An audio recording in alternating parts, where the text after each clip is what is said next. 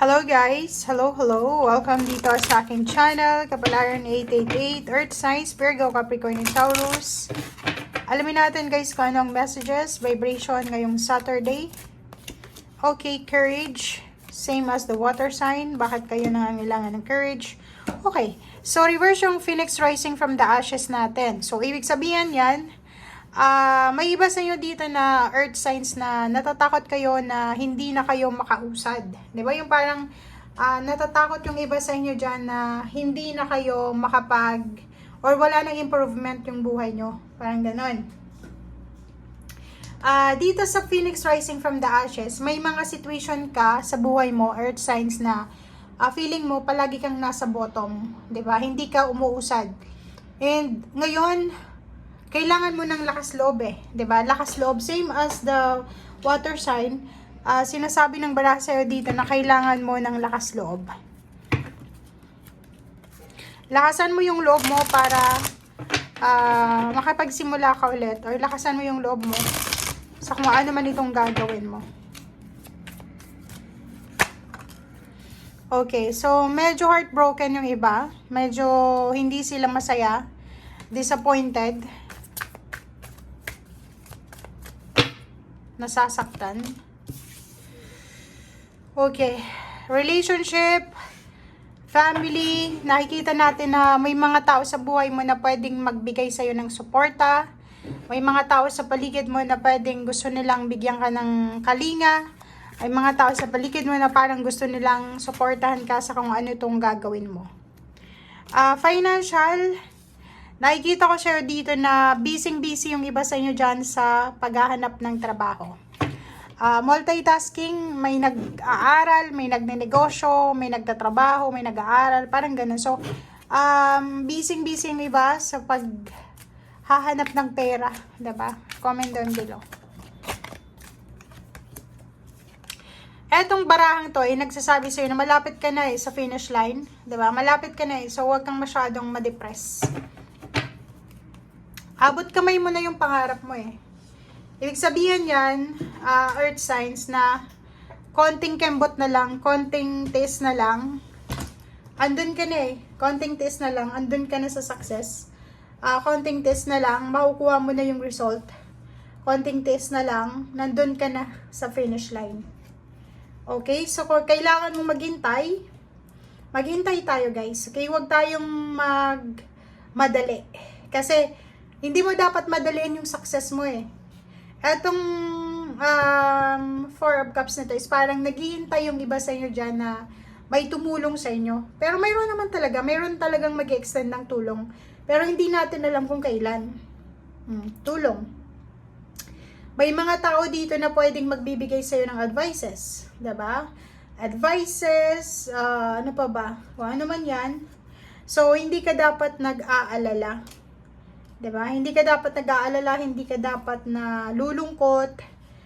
Isipin mo na lahat ng nangyayari sa buhay mo, matatapos din yan. Mga malungkot na pangyayari, problema sa pera, matatapos din yan. Walang permanente dito sa mundo. So, yun lang ang ilagay mo sa iyong isip.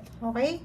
Ace of Wands, kailangan mo rin na ibalik yung iyong lakas loob. Diba? Yung passion natin. Yung freedom. Kasi medyo hindi na nagiging creative yung iba eh. Parang yung iba nawawala ng pag-asa.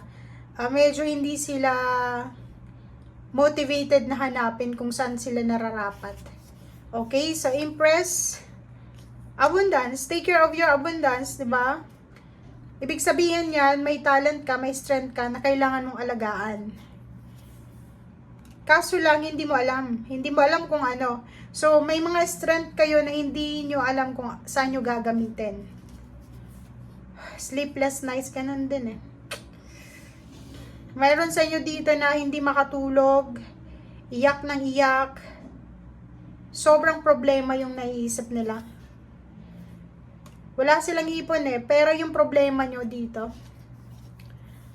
stagnation, walang pagbabago. Pagod na. Ang iba talaga dito, pagod na. Bakit? Pagod sa pag-iisip. At the same time, pagod dahil busy sa ginagawa, trabaho dito, trabaho doon. Kayo yung kayo yung pinaka-busy ngayon na zodiac sign Taurus, especially Taurus in Virgo and Capricorn. Pero sa 2024, magbabago yung cycle na yan. Okay, so Magician, sinasabi ng baraha mo dito na huwag kang mag-alala kasi may pag-asa, 'di ba? Walang problema sa may posibleng blessings na parating na kapalit na ito, na kung ano man tong pinagdadaanan mo. Family life, sinasabi ng barahang yan na kung nag-i-aim ka ng perfect family, imposible yon. Walang perfection, walang perfect na family. Two of Wands, nakikita ko sir dito na may iba sa inyo na gusto nyong magpatayo ng bahay. May iba sa inyo dito gustong mag-asawa na. Nakakaloko yung mabarahan nyo guys. May iba dito gustong magnegosyo. May iba dito na parang gusto nyo na lang magtago. Pagtaguan na lang yung mga issues na yan. Diba? Knight of Pentacles. Ang iba sa inyo dyan is nagpe-pray kayo sa Panginoon na sana magbigay siya ng tao sa buhay mo na pwedeng makatulong sa'yo sa financial. Still waiting. Diba? Naghihintay pa rin to. Naghihintay ka pa rin. Naghihintay ng kontrata, naghihintay ng trabaho, nag-aasikaso ng papeles, dokumento.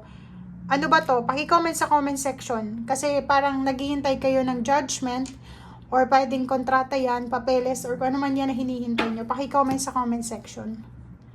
Travel. So, pwedeng yung iba naghihintay ng visa, naghihintay sila na matapos yung contract signing or kung ano pa man.